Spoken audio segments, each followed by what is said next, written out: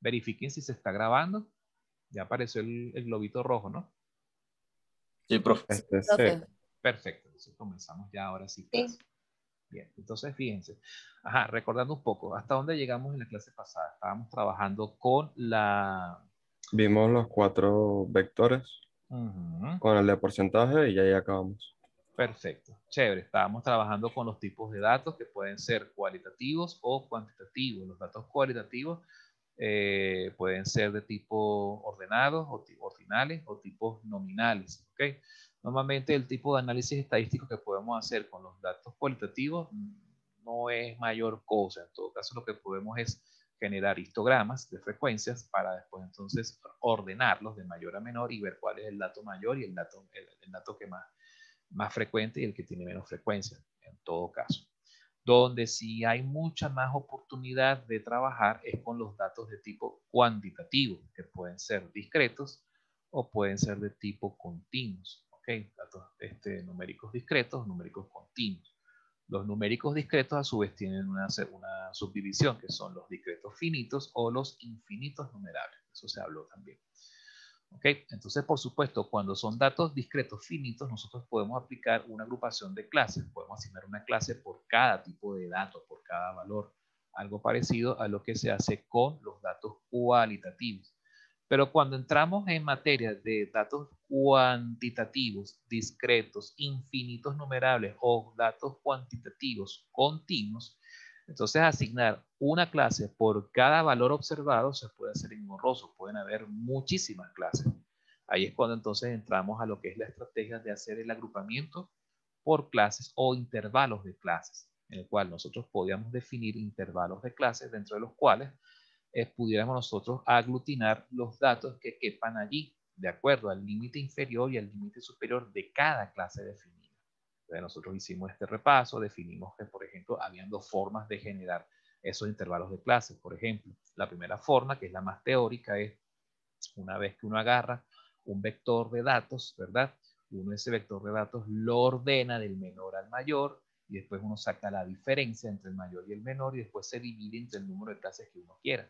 Pero si esa división no es exacta o arroja un tamaño que no es un valor que tiene parte decimal, entonces a lo mejor conviene más de forma arbitraria definir un valor inicial que no sea exactamente igual al valor mínimo. Valor inicial que puede estar un poquito a la izquierda del valor inicial y un valor final que puede estar un poquito a la derecha del valor final, ¿okay? Del valor máximo. ¿Okay? Entonces, normalmente uno lo que hace es esto. Aquí, por lo menos en este enunciado, se definen de forma arbitraria 6 clases de ancho 250 a partir de un valor inicial 500, que es ligeramente a la izquierda del 518, que es el valor mínimo. Y así nos olvidamos de esta parte, de esta formalidad que está aquí, de esta parte teórica. ¿Por qué? Porque el objetivo en todo caso es, con base a una serie con unos valores de referencia que sean un poquito más amplios, pero tales que permitan envolver, arropar a la totalidad de los datos levantados, ¿verdad? Se puede entonces generar clases y finalmente cuando uno vaya a hacer el análisis por histograma de frecuencias, en vez de hacer el histograma por cada valor observado, se hace el histograma por cada clase definida. Bien, entonces definimos los intervalos de clase y después nosotros empezamos a generar los vectores de frecuencias absolutas, frecuencias acumuladas y los vectores de frecuencias relativas y relativas acumuladas, que es lo que se ve más adelante. Después de definir las clases, ¿verdad? Definimos los histogramas y finalmente se procede a la definición de los vectores F mayúscula, F minúscula, H minúscula y H mayúscula. Y después vimos estas fórmulas que ahora ustedes ya las pueden revisar con más calma desde el aula digital y simplemente es para ver la relación, de ver cómo a partir de ciertos datos suministrados en el enunciado de un problema, es decir, dado el vector F, podemos definir estos valores. Dado el vector F minúscula, podemos generar estos valores. O dado el vector H, podemos llegar a estos valores. O dado el vector H mayúscula, podemos generar estos otros valores. Esto es muy importante saber leer esta información porque es así como a ustedes se les va a plantear los enunciados de los problemas de análisis de datos. A ustedes no le van a dar todos los datos, les van a dar una parte. Entonces, dependiendo si les dan F mayúscula, pueden obtener estos resultados con estas fórmulas. Si les dan F minúscula, obtienen esto, utilizan estas formas para generar los otros vectores y así sucesivamente. ¿Por qué? Porque finalmente todos estos valores, todos estos vectores guardan relaciones directas entre sí. ¿Ok? Están todos íntimamente relacionados. ¿Bien? Pero bueno, a partir de esto ya podemos entonces hablar propiamente de lo que son las medidas de localización de la muestra. La primera medida de localización importante, ¿ok? Es la media muestral. Cuando hablamos de medidas de localización significa que son medidas o indicadores, ¿ok? O índices, ¿ok? Son números de referencias que nos permiten localizar patrones, tendencias, ¿ok? Donde es que se aglutina la mayor, o donde alrededor de qué valor de referencia se aglutina, por ejemplo, tanto porcentaje de datos a la derecha o a la izquierda, o se concentra alrededor de ese valor de referencia la mayoría de los datos, ¿ok? Esa es más que todo la idea, localizar densidades, aglutinamientos, acumulaciones de datos, ¿ok? Son valores de referencia que no necesariamente tienen que coincidir con los valores que están en el vector de muestras, ¿ok? El vector muestra, ni mucho menos el muestra ordenada. Pueden ser valores que son de referencia, que aunque no pertenezcan a la muestra, están allí y sirven para darnos una idea, una referencia, un patrón para analizar, ¿okay? Para estudiar el comportamiento de la muestra de datos. El primer indicador es la media muestral. La media muestral se calcula con base en la fórmula del promedio aritmético. Una primera forma es agarrar y calcular la media directamente, sumando cada uno de los valores del vector muestra o del vector muestra ordenada, cualquiera de los dos es perfectamente válido, y después dividir entre el tamaño de la muestra, entre el total. Como pueden ver, es la fórmula, clásica fórmula del promedio aritmético que ya todos deben estar familiarizados. Esta fórmula es bastante útil, es práctica, pero solo es práctica cuando el tamaño de n es pequeño. ¿Por qué? Porque en un examen parcial, imagínense hacer este cálculo para esta muestra que tenemos aquí. Imagínense agarrar y entonces ponerse a sumar en la calculadora, sumar 518 más 628 más 683 más 705 y así sucesivamente. Son 40 datos. Y después que ustedes sumen todo esto, dividen entre 50. Es muy probable que en algún momento se equivoquen, metan mal algún dígito o metan de más o les falta algún número o algún dato y por supuesto no les va a dar la muestra. Ante esa dificultad, conforme se hagan cada vez más grandes estos datos, el trabajo con la calculadora se hace poco práctico. Bueno, por supuesto, menos que ustedes trabajen con un Excel. Si ustedes trabajan con un Excel, bueno, es chévere, pero en el parcial no van a trabajar con Excel. Y en los exámenes, como están diseñados para trabajar en, ¿cómo se llama? A mano, no se les va a dar, no es frecuente que ustedes trabajen con este tipo de muestras. ¿Ok? La forma con la cual ustedes van a trabajar o van a calcular las medias aritméticas o las medias muestrales es de otra forma. ¿Okay? Hay otras formas en las cuales ustedes pueden llegar al valor de la media. Una de las formas más frecuentes en las que se trabaja la media es, por ejemplo, con la media ponderada. ¿Okay? Vamos a ver si podemos aquí agarrar. Aquí la tenía, se me perdió la media ponderada. A ver, a ver, a ver, a ver. Ajá, media muestral. La media muestral será esta. Bueno, esta es una deducción que se utiliza, se resuelve mediante series de potencia. Si ustedes cuando revisen esto y quieren saber de dónde sale esta fórmula, bueno, simplemente utilizando una serie de potencia, una serie pero de números consecutivos donde los valores de x sub y son exactamente los valores de y. Por ejemplo, el vector aquí sería 1, 2, 3, 4, 5, 6. Entonces la suma de 6 números consecutivos de 1 en 1 sería esta serie que está aquí. ¿Okay? Eso no tiene mayor complejidad. Pero bueno, esos son casos muy particulares. ¿Okay? Ajá, aquí está. Promedio ponderado.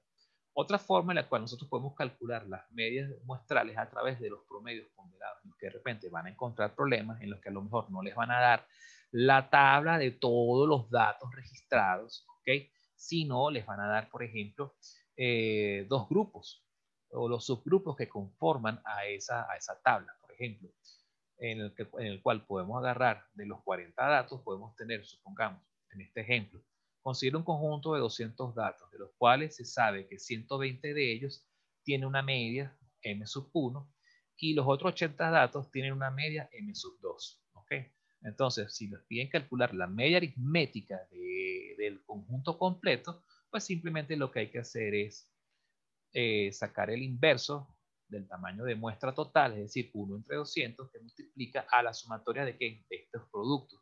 Es decir, 120 por la media, la cantidad de datos contenidos en el primer grupo por la media de ese grupo, más la cantidad de datos contenidos en el segundo grupo por la media de ese segundo grupo.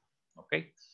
Fíjense que el total de valores, es decir, los 200 datos, o en general el valor de n, tiene que ser igual a la sumatoria de la cantidad de elementos contenidos en cada subgrupo. ¿Ok? Y eso pues nos da el valor del promedio ponderado. ¿Ok? Esa es otra forma en la cual a veces podemos hallar las medias o las medias de muestrales, pero a través de promedios ponderados. Bien, donde no hace falta entonces manejar el total de datos. ¿Ok? De hecho, es poco probable, es poco frecuente que a ustedes en un problema de análisis de datos, a ustedes les den el vector muestra. ¿Ok? Ese vector muestra que ustedes ven aquí, de 40 datos o 200 datos, no se les va a dar. Es raro. Se los ven ahorita porque es más que todo porque estamos como que introduciéndonos en el tema. Pero ya después, cuando vean los ejercicios resueltos y los ejercicios propuestos, esto ya no pierde sentido, se pierde de vista. Se enfoca más la solución hacia manejar lo que son medias o medias muestrales ponderadas, ¿ok? Que es lo que vemos acá, o una extensión de esto. La extensión de este concepto es cuando entonces trabajamos con las medias de los o los promedios de las clases, ¿ok? Cuando ya estamos trabajando con clases o con intervalos de clases, ¿ok? Bien sea cuando las clases son de datos discretos o datos continuos, donde aquí ocurre el siguiente símil. Fíjense que aquí en este caso, si nosotros trabajamos, aquí en este caso estamos viendo un ejemplo de dos grupos, el grupo 1 y el grupo 2. Pero si nos vamos para el ejercicio anterior, el ejercicio que resolvimos el miércoles, lo que revisamos el miércoles, fíjense que cada barrita representa un grupo. En este caso tendríamos 5 grupos. ¿Ok? Y esos 5 grupos que tenemos aquí son los grupos o clases 1, 2, 3, 4, 5, 6. Entonces, esos grupos, por supuesto, van a tener un conjunto o un número de datos aglutinados en ellos, ¿verdad? Si nosotros sumamos el número de datos, que esos datos corresponden a ¿qué? Al vector f minúscula o frecuencia absoluta. Si sumamos todas las f, ¿qué nos va a dar? El valor de n. Eso es análogo aquí a la fórmula de la media o el promedio ponderado, a que si nosotros sustituimos esta n sub j por las f minúsculas, entonces si sustituimos esta n por la f, ahora ¿qué faltaría ver? Faltaría ver cuál es el análogo de la media aritmética, de cada uno de esos subconjuntos. En este caso, la media aritmética podemos asumir que sería, no necesariamente se cumple, pero es la fórmula, es como la simplificación para poder ajustarlo a la fórmula.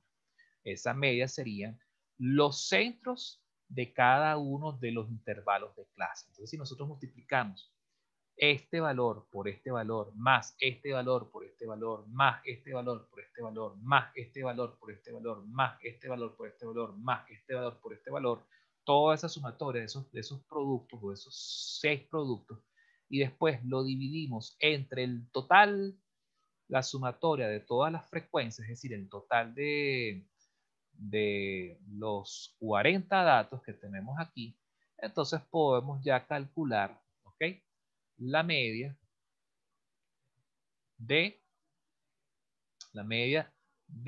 el promedio de las clases, en este caso de estas clases continuas. No sería el promedio de las clases discretas, que es esta fórmula, exactamente la misma fórmula, sino que sería el promedio de las clases continuas, que sería donde iba la X barra de cada grupo o de cada clase, ahora se coloca es el centro del intervalo de cada una de esas clases, donde iba el n o la cantidad de datos agrupados o contenidos en cada grupo o en cada subgrupo, ahora se coloca es el f, ¿ok? Porque ahora cada subgrupo es una clase o un intervalo de clase. Entonces se colocan las frecuencias absolutas de cada intervalo de clase. O sea, hace esta sumatoria de estos productos, se divide entre el total, recordando que n es exactamente igual a la suma de todos los f, y listo, obtenemos entonces este promedio. Hay un fenómeno que siempre o casi siempre se cumple, que cuando nosotros calculamos medias de datos, o promedios de clases discretas, el valor de la media aritmética calculado con la suma de todos los datos contenidos en la muestra dividido entre n va a ser exactamente igual al promedio de las clases discretas con esta fórmula.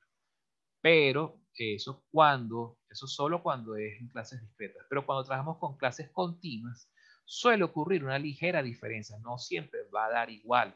¿Ok? Conforme haya más datos, va a haber más diferencias. ¿Ok? Pueden haber ciertas brechas entre la media aritmética de la muestra de datos y el promedio de las clases. En este caso, de las clases continuas.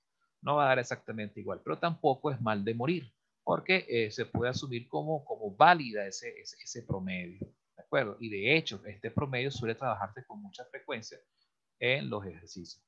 Me queda menos de un minuto. Vamos a pasar rápidamente a la siguiente videoconferencia. Nos salimos y volvemos. Nos vemos en breves instantes. No se pierdan, por favor.